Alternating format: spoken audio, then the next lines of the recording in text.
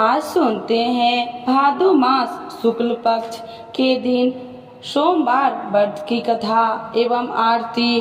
तो एक बार बोलिए प्रेम से शिव जी की जय, माता पार्वती की जय, गौरी पुत्र गणेश भगवान की जय। नमः शिवाय ओम नमः शिवाय, हरि हरि भोले नमः शिवाय, नमः शिवाय ओम नमः शिवाय, हरि हरि भोले नमः शिवाय।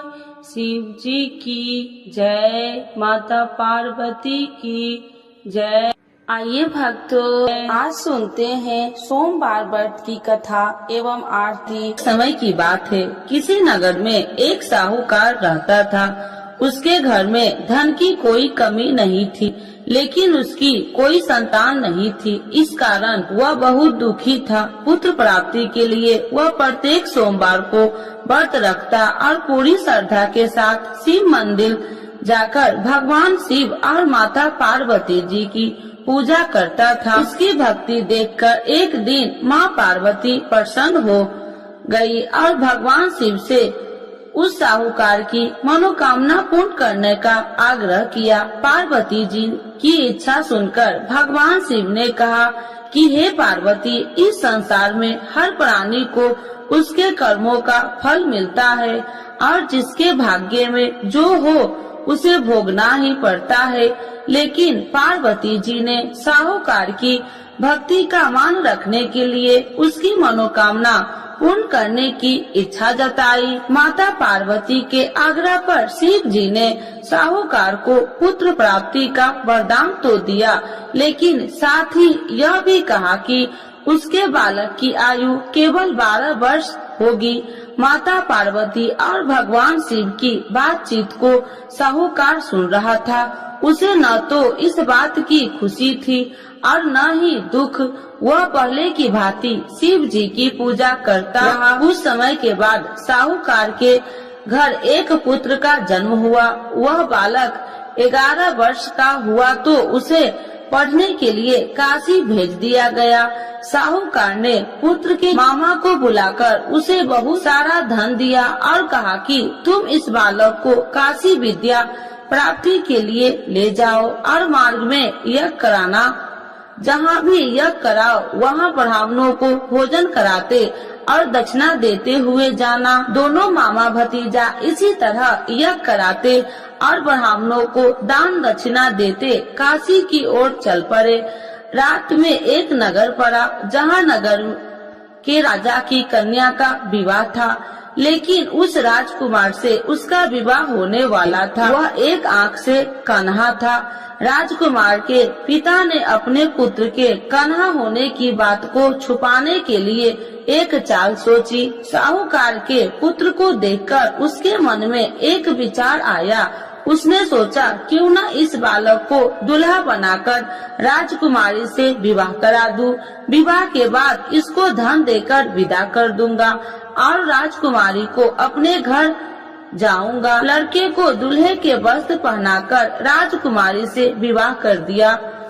लेकिन साहूकार का पुत्र ईमानदार था। उसे यह बात अन्याय संगत नहीं लगी। उसने अवसर पाकर राजकुमारी की चुनरी के पल्ले पर लिखा कि तुम्हारा विवाह तो मेरे साथ हुआ है, लेकिन जिस राजकुमार के संग तुम्हें भेजा जाएगा वह एक आंख से कन्हा है। मैं तो काशी पढ़ने जा रहा हूँ। जब राजकुमारी ने चुनरी पर लिखी बातें पढ़ी तो उसने अपने माता पिता को यह बात बताई। राजा ने अपनी पुत्री को विदा नहीं किया, जिससे बारात वापस चली गई। दूसरी ओर साहूकार का लड़का और उसका मामा काशी पहुँचे और वहाँ जाकर उन्होंने यज्ञ किया। जिस दिन लड़के की आयु 12 साल की हुई उसी दिन यज्ञ रखा गया। लड़के ने अपने मामा से कहा कि मेरी तबीयत कुछ ठीक नहीं है। मामा ने कहा तू अंदर जाकर सो जाओ। शिव जी के वरदान अनुसार कुछ ही देर में उस लड़के के प्राण निकल गए। मृत भांजे को देख उसके मामा ने विलाप शुरू किया। संयोगवश उसी समय शिव जी और माता पार्वती उधर से जा रहे थे। पार्वती भगवान से कहा, स्वामी मुझे इसके रोने के स्वर सहन नहीं हो रहा, आप इस व्यक्ति के कष्ट को अवश्य दूर करें। जब शिव जी मृत बालक के समीप गए तो वह बोले कि यह उसी साहूकार का पुत्र है जिसे मैंने 12 वर्ष की आयु का वरदान दिया था। अब इसकी आयु पूरी हो चुकी है। लेकिन मातृ भाव से विभोर माता पार्वती ने कहा कि हे महादेव, आप इस बालक को और आयु देने की कृपा करें, अन्यथा इसके वियोग से इसके माता पिता भी तड़प तड़प कर मर जाएंगे। माता पार्वती के आग्रह पर भगवान शिव ने उस लड़के को जीवित होने का वरदान दिया। शिव जी की कृपा से वह लड़का जीवित हो गया। शिक्षा समाप्त करके लड़का मामा के साथ अपने नगर की ओर चल दिया। दोनों चलते हुए उसी नगर में पहुंचा जहां उसका विवाह हुआ था। उस नगर में भी उन्होंने यज्ञ का आयोजन किया। उस लड़के के ससुर ने उसे पहचान लिया और महल में ले जाकर उसकी खातिरदारी की और अपनी पुत्री को विदा किया। इधर साहूकार और उसकी पत्नी भूखे प्यासे रहकर बेटे की प्रतीक्षा कर रहे थे। उन्होंने प्रण कर रखा था कि यदि उन्हें अपने बेटे की मृत्यु का समाचार मिला तो वह भी प्राण त्याग देंगे, परंतु अपने बेटे की जीवित होने का समाचार पाकर वह बेहद प्रसन्न हुई। उसी रात भगवान शिव ने व्यापारी के स्वप्न में आकर कहा, हे श्रेष्ठ, मैंने तेरे सोमवार के व्रत करने और व्रत कथा सुनने से प्रसन्न होकर तेरे पुत्र की लंबी आयु प्रदान की है। इसी प्रकार जो कोई सोमवार व्रत करता है या कथा सुनता है और पढ़ता है, उसके सभी दुख दूर होते हैं और समस्त मनोकामनाएं पूर्ण होते हैं। तो एक बार बोलिए प्रेम से शिव जी की जय, माता पार्वती की जय। आरती शिव जी की। ओम जय शिव ओमकारा, स्वामी जय शिव ओमकारा, ब्रह्मा विष्णु सदा शिव अर्धांगी धारा। ओम जय शिव ओमकारा, एकानन चतुरानन पंचानन राजे, स्वामी पंचानन राजे, हंसासन गरुड़ासन विश्वाहन साजे। ओम जय शिव ओमकारा, दो भुज चार चतुर्भुज, 10 भुज अति सोहे, स्वामी 10 भुज अति सोहे, त्रिगुणी रूपिणी रखिते, तिरुबनि जन मोहे।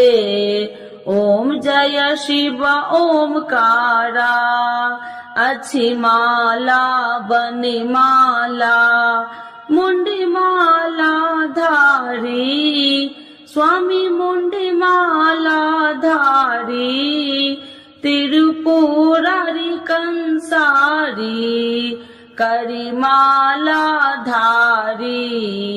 ओम जय शिव ओमकारा, श्वेतांबर पीतांबर बाघांबर अंगे, स्वामी बाघांबर अंगे, सनिकादिकी गरुणादिकी भूतादिकी संगे। ओम जय शिव ओमकारा, करके मध्य कमंडल चक्र त्रिशूलधारी, स्वामी चक्र त्रिशूलधारी, सुखकारी दुखिहारी, जगे पालनकारी। ओम जय शिव ओमकारा, ब्रह्मा विष्णु सदा शिव जानति अविवेका, स्वामी जानती अविवेका, मधु कैटभि दो मारे, सूर्य भयहीन करे, ओम जय शिव ओमकारा, लक्ष्मी व सावित्री पार्वती संगा, स्वामी पार्वती संगा, पार्वती अर्धंगी, शिव लहरी गंगा, ओम जय शिव ओमकारा, पार्वती सोहे पार्वती शंकर कैलासा, स्वामी शंकर कैलासा, भांगे धतूर का भोजन भस्मी में बसा, ओम जय शिव ओमकारा, जटा में गंगा बहती है, गले मुंडन माला, स्वामी गले मुंडन माला, शेष नाग लिपटावती, ओढ़ते मिर्ग छाला, ओम जय शिव ओमकारा, काशी में विराजे विश्वनाथी, नंदी ब्रह्मचारी, स्वामी नंदी ब्रह्मचारी, नित्य उठी दर्शन पावती, महिमा अति भारी, ओम जय शिव ओमकारा, त्रिगुण स्वामी जी की आरती, जो कोई नर गावे, स्वामी जो कोई नर गावे, कहत शिवानंद स्वामी, मन वांछित फल पावे, ओम जय शिव ओमकारा, प्रभु हर शिव ओमकारा, शिव जी की जय, माता पार्वती की जय।